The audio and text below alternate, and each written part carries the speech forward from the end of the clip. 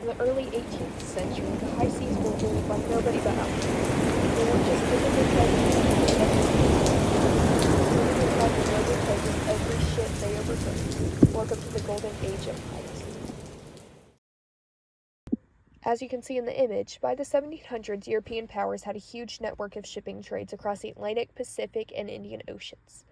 Their ships mostly carried sugar from the Caribbean, spices from the East Indies, and silver from Lima. All this is worth millions in today's money. These easy targets were often left lightly defended if they were defended at all.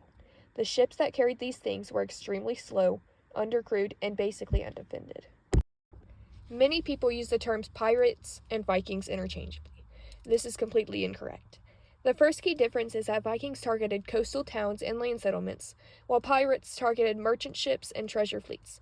Another key difference was their motivation for doing these things. Vikings wanted colonization, expansion, and sometimes trade, while pirates wanted profit, freedoms, and rebellion against certain empires. The final key difference is their legacy. Vikings helped to shape European powers and explored the Atlantic, while pirates changed global trade and inspired legal reforms. William Kidd, aka Captain Kidd, was a Scottish pirate. He started as a privateer hired by the English government to attack the French army ships. He had accidentally attacked a few ships that he wasn't supposed to.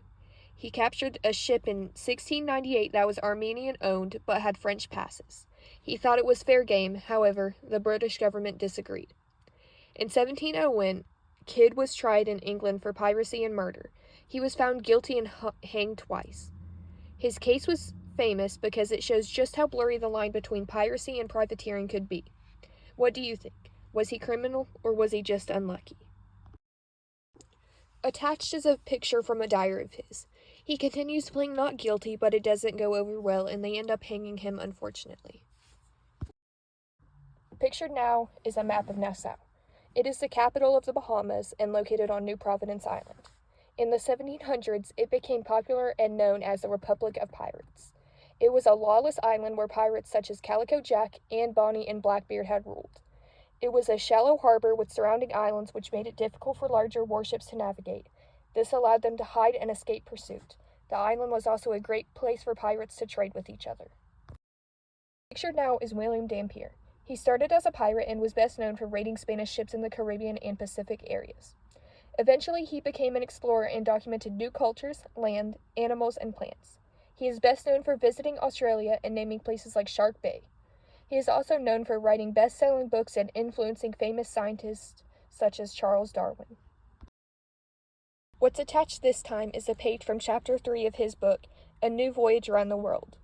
This chapter is about his journey from the coast of New Holland, Australia, to Timor. It also includes how he charted the north coast of New Guinea and how he proved that New Britain was a separate island. As unfair and rude as pirates may seem, they were decent and had rules to maintain order. These rules varied by ship, but they had some that were similar, such as equal share of goods, voting rights, discipline in fighting, compensation for energy, no women or boys are usually allowed. These rules set the standard and helped keep order on the ships. Most people believe that men were the only pirates, but that couldn't be any more wrong. In fact, some of the most successful pirates were women. A few of the more popular women pirates were named Anne Bonny and Mary Read, who are pictured now. They fought alongside men and completely defied 18th century gender norms. Anne Bonny was born in Ireland and raised in South Carolina, and Mary Read was born in England. They both became pirates under Calico Jack Rackham's crew in the Caribbean.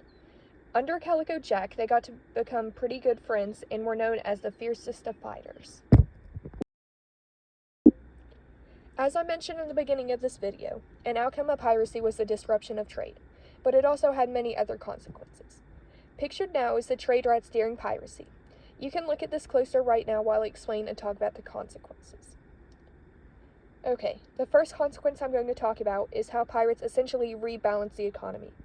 They took money and wealth from colonial cities and spread it among people with diverse backgrounds. Many pirates were also former sailors who were severely overworked and underpaid. Piracy offered them a chance to earn more money. On average, pirate captains had made 5 to 10 times more than naval captains. The next consequence was the impact on colonial economies. Pirates didn't just loot, but influenced the growth of port cities. Some colonies were basically ran by pirates for the time. These pirate-ran colonies thrived from trade, whether it was legal or not. They often traded with local merchants, creating a powerful shadow economy. The last consequence I'm going to talk about is the military and naval spending. The rise of piracy caused empires to increase their military budgets. To restore control, Britain, France, and Spain all had to expand their navy. The naval response to piracy was increased naval patrols, notable missions, and privateers.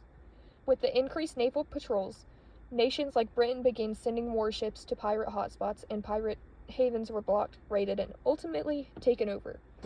Notable missions by privateers became common as they were pirates except legal, and they were supposed to fight the illegal pirates. Some more notable missions were people tracking down pirates and offering pardons, which I'll get to in a moment. There were also legal responses to piracy, including pirate trials, where pirates were captured, tried in court, and publicly executed to set an example to others. Pirate pardons were also a legal response. With pardons, they were offered to pirates, and if they turned themselves in, they would live, but if they went back to piracy, they would be killed. Pictured now is a king's pardon. A king's pardon basically just says that if they turn themselves in, then their life will be spared. This was to decrease the piracy. When we think of pirates, we think of buried treasure, adventure, and pirates, but the real story of piracy is a whole lot deeper. They weren't just criminals at sea. They challenged the world's most powerful empires, built their own societies based on democracy, and shared profits. Ultimately, they rewrote the rules of trade.